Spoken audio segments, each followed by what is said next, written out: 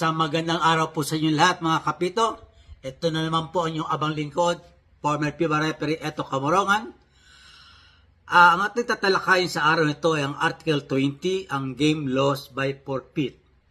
And sabi po sa rules dito, yung team daw na hindi dumating sa isang laro, scheduled game, ay matatalo by forfeiture. Yan ang isa. Itong pangalawa, yung team ay unable to field 5 players ready to play 15 minutes after the game schedule. Okay, pag kulang po sa 5, 4 lang ang dumating at papatakboy ng 15 minutes na oras after the game is scheduled to start, pag natapos ang 15 minutes, sila po ay matatalo by forfeiture. Yun ang isa. Sa pangalawa po, yung action nila ay prevent the game from being played. Yun po tinatawag na yung mga nag-walk out. Ang nangyari na po ito sa ABC noong November 25, 1987, doon po sa laban ng Bahrain at ng Hong Kong, kung saan leading po ang Bahrain 26-20. Then yung Hong Kong po, nag-walk out na po, ayaw maglaro dahil po nagreklamo, masama ang tawagan ng referee. So, decide ang tournament committee na ang Hong Kong ay matatalo by forfeiture. At nakapagtaka po dahil ang forfeiture po ng panahon na yon, noong 1987, ay 2-0. Hindi katulad ngayon, ang forfeiture, the score should be 20-0. Ayaw maglaro dahil po nagreklamo, masama ang tawagan ng referee.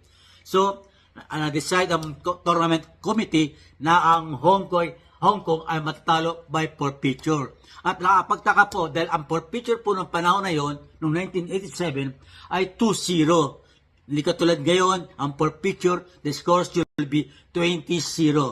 Okay, at least naunawaan natin pa at nabago ang rules from 2-0 to 20-0 ang forfeiture. At ang isang pangatlong bullet sa rule ng lose by forfeiture, yung if refuses to play after being instructed to do so by the crew chief. Ito po, nangyari to sa Iloilo kung saan, according to Angel Kiambao na aking kausap kanina, ang nangyari po sa Iloilo, ito pong refuse to play after being instructed by the crew chief. Yung A1 daw ay nag-inbound, nag-throw in, ang A2 ayaw awakan daw ang bola. Yung team B naman, nakatunga nga, ayaw naman agawin ang bola. So, ang ginawa doon ng referee, niwinaring ang both teams na kung hindi nila lalaruin ang basketball na naayon sa rules, ititigil nila laro at matatalo sila by forfeiture. Both teams will lose by forfeiture. So, inulit inbound, ganun pa rin ang ginawa. So, they stop the game and both of the team lose by forfeiture. Ayaw na po nila maglaro ng basketball yung depensa, yung offensa ayaw maglaro. Anong gawin natin? So, ang ginawa po ng mga referee doon, ayon kay Angelo Kiambao, at tinigil ang laro at both teams lose by forfeiture. Okay, ano po ang penalty doon? Once ang game ay natalo, ang kanilang mga score ay maging 20-0, katulad sinabi ko kanina.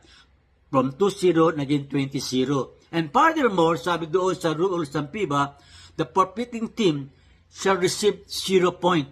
Kasi sabi nga natin, ang team na nanalo ay magkakaroon ng 2 classification points. Ang natalong team ay magkakaroon ng 1 classification point, including the defaulting team. At pag ang forfeit naman team ay magkakakuha ng 0 point. Okay, ito pa po, mayroong kung 2 games home and away total points aggregate, sabi doon, kung matalo ang isang team ng 1 game ng forfeiture, i-lose the 2 series game. At kung best of 3 series naman, kung magkaroon ng forfeiture sa first, second, o third game, that team will lose by forfeiture.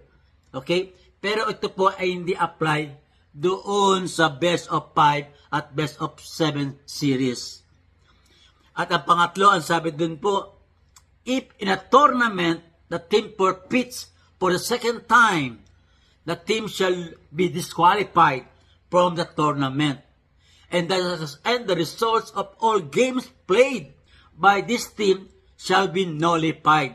Okay, ulitin natin.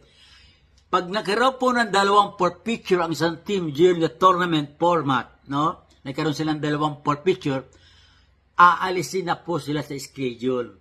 At yung resulta ng nailaro nila, kung nakapaglaro sila ng 2 game, 3 game, o 4 na game, bago dumating yung dalawang forfeiture game nila, ay inunullified, bali wala.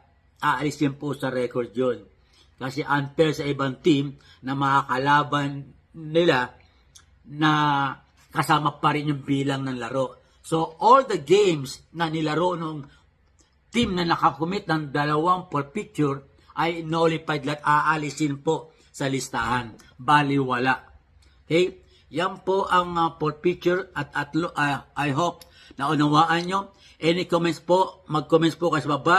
At nawa po, huwag mong kalimutang mag-like, mag-follow, mag-share, at lalo po mag-subscribe sa aking YouTube channel. Maraming salamat pong muli sa inyo lahat at isang mapagpalang araw sa ating lahat. Bye-bye!